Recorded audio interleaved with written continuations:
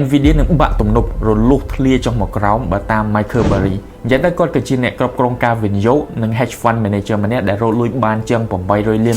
ពីការភ្នាល់ឬក៏ bet របស់គាត់ប្រឆាំងនឹង US subprime mortgage នៅសម័យវិបត្តិហិរញ្ញវត្ថុនៅឆ្នាំ2008យ៉ាងណាគាត់ល្បីខ្លាំងរហូតដល់គេថតរឿង The Big Short ដែលជាសាច់រឿងទាក់ទងនឹងការវិនិយោគរបស់គាត់ហើយ The Big Short ហ្នឹងគឺជាសាច់រឿង Snow ឬក៏ដូនតានៃ Wall Street កាយតែម្ដងអញ្ចឹងនៅពេលដែលគាត់ take a move ពិភពលោកគឺបើកភ្នែកធំៗតែម្ដងហើយពេលនេះពិភពលោកក៏បើកភ្នែកម្ដងទៀតនៅពេលដែលគាត់បញ្ចេញនៅ 13F regulation filing នៃ hedge fund របស់គាត់ដែលមានឈ្មោះថា Science Asset Management នៅថ្ងៃទី3 ខែ 11 នេះបង្ហាញថាគាត់គឺមាន short position នៅ Nvidia និងPalantir ផងដែរវាគួរឲ្យភ្ញាក់ផ្អើលព្រោះម្នាក់ៗគេនាំគ្នាសប្បាយរីករាយនឹងជ័យជំនះរបស់ Nvidia និងការលក់ Blackwell ផ្សេងៗ CEO Nvidia បានក្លាយជាសំណប់ចិត្តរបស់ Donald Trump ហើយ Nvidia សម្បូរលុយច្រើនរហូតដល់ហ៊ានបោះលុយ$1000 លាននេះចូល Nokia លេងជាមួយ fan N7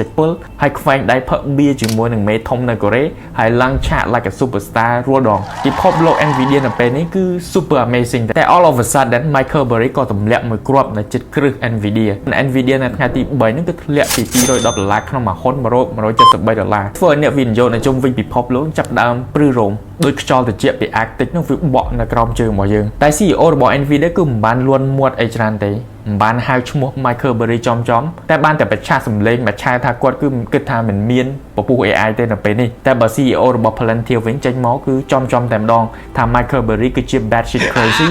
ហើយ short position ហ្នឹងគឺជាការកូរទីផ្សារឬក៏ជា form នៃ market manipulation តែសំខាន់នៅពេលនេះគឺថាតើអ្នកទាំងអស់គ្នានឹងទិញហ៊ុន Nvidia ឬក៏យ៉ាងណាដែរអាច comment នៅខាងក្រោមសម្រាប់ខ្ញុំគិតថាហ្នឹងគឺជាពេលមួយដែលគួរឲ្យចាប់អារម្មណ៍ខ្លាំងហើយបើមានរឿងកន្លែងណាមួយដែលអាចធ្វើឲ្យហ៊ុន Nvidia កាន់តែធ្លាក់ខ្លាំងបន្ថែមទៀតអានឹងគឺជាឱកាសល្អដើម្បីទិញហ៊ុន Nvidia នៅក្នុងតម្លៃទាបហើយនឹងក៏ជាការរំលឹកមួយសម្រាប់អ្នកដែលទិញហ៊ុន Nvidia ពីកន្លងមកដែលយើងតែងតែពិភាក្សានៅក្នុង channel របស់ Asda Inc ឲ្យប្រុងប្រយ័ត្នទាក់ទងនឹង position របស់ Nvidia នៅពេលនេះហើយចុងក្រោយនេះដែរសម្រាប់អ្នកដែលចង់ចោះឈ្មោះរៀនភាគហ៊ុនខ្មែរឬអាមេរិកអាចចោះឈ្មោះរៀនថ្នាក់មួយនេះបានដោយទាក់ទងមក Telegram លើក្រុមមួយនេះហើយអ្នកដែលចង់ចូលរួមមូលនិធិវិនិយោគភាគហ៊ុនជាមួយ Asda Inc អាចទាក់ទងមកលេខដូចគ្នានេះបានយើងតម្រូវឲ្យអ្នកវិនិយោគចូលរួមយ៉ាងតិច$500ទៅ$2500ក្នុងម្នាក់ហើយបើសិនជាមានសំណួរផ្សេងៗយើងនឹងពិភាក្សាបន្ថែមទៀតបាទអរគុណច្រើន